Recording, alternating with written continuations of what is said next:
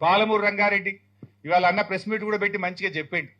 పాలమూరు రంగారెడ్డి 80% పూర్తయింది, trial run అయిపోయింది, నీళ్ళు వచ్చినాయి బయటకు.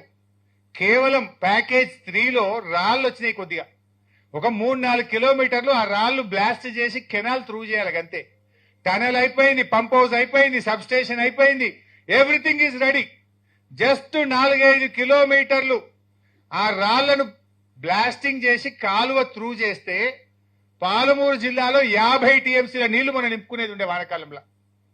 ఏడాదిని అర్థమైంది 3-4 కిలోమీటర్ల కాలువలవ చేత కదా ఈ ప్రభుత్వానికి.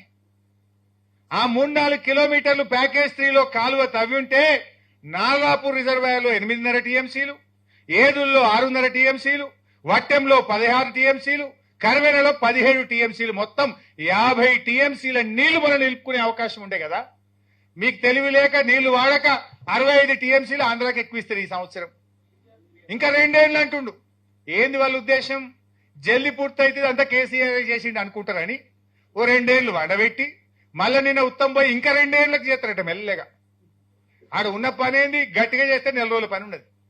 4 రోజులు గట్టిగా చేస్తే 50 టీఎంసీలు పాలమూరు ఎత్తిపోతల పథకంలో నింపుకునే అవకాశం ఉంది. దాన్ని ఇలా పండబెట్టి అన్యాయం చేస్తున్న పరిస్థితి ఉన్నది.